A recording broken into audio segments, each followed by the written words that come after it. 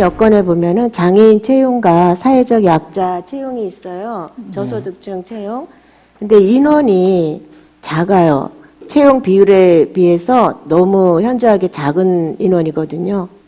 혹시 뭐 특별한 이유라도 있는 것인지 그런 기피를 한다는 것이 맞다고 생각을 하십니까?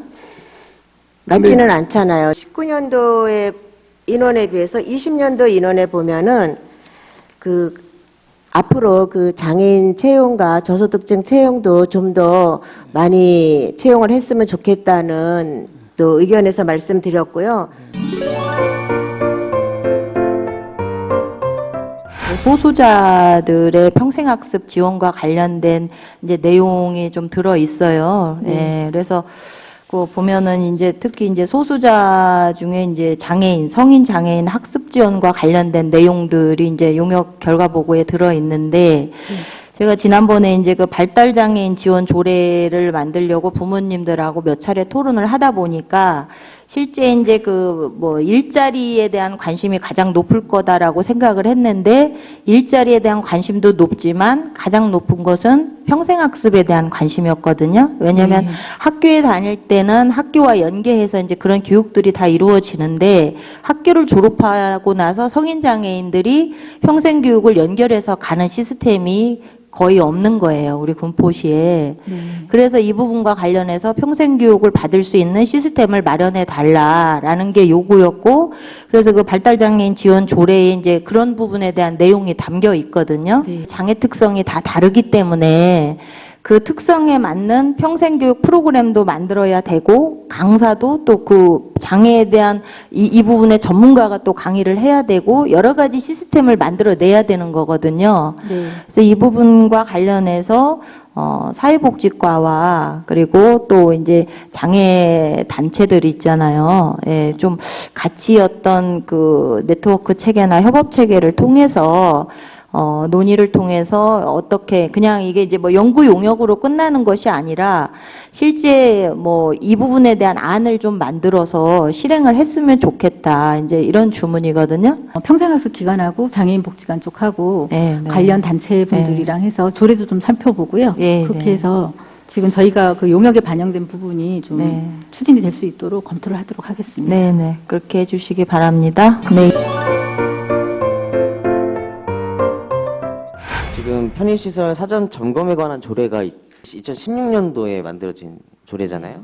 수리월 같은 경우에 예를 들어서 위급한 상황이나 이런 거 고려할 때 맨 뒤가 최적이에요? 누가 뒷좌석이 좋겠어요? 맨 뒤가. 왼쪽에 주차장에서 바로 들어오는 설치할 수 있는 그런 곳이 있잖아요. 충분히 검토하고 그렇게 할 수 있었던 부분이에요. 지금 또 말씀해 주셨는데 최적의 장애인 관련해서 지정설치 운영 조례가 있잖아요. 중간에 가장 좋은 좌석으로 하는 게 맞아요. 예를 들어서 어떤 리모델링이나 새로운 건축물을 만들거나 할 때 장애인 관련한 시설들이 들어갈 때 자기네 기준에만 딱 맞추고 회계과도 하는 얘기 그거죠. BEP 인증시설은 신축에만 해당됩니다. 아니 그럼 문화예술회관을 다 부시고 새로 만들면 그때 고려할 거예요? 모든 게 그럴 수는 없잖아요. 신축이라고는 되어 있지만 저는 사전에 이런 최적의 관람석은 이제 조례에 투용자 심사할 때 이렇게 개혁 반영해야 된다는데도 안 했기 때문에 좀 리모델링, 그러니까 대규모로 공공시설을 리모델링 할 때 이런 것들을 사전에 점검해야 된다고 하는 걸 좀 과에서 좀 검토를 해보시든지 좀 그런 게 좀 있어야 될 것 같다는 생각이 들어요. 그런 부분에 지금 법상에는 이렇게 되어 있지만 우리 시는 그거보다 한 발 더 나가서 리모델링이나 이런 거 할 때도 이런 부분을 잘 좀 살피겠다. 좀 이런 것들이 있어야 되지 않을까 그렇게 생각이 들어요. 아동 친화도시 조례가 제정이 됐고 현재 군포시에 진행을 하고 있거든요.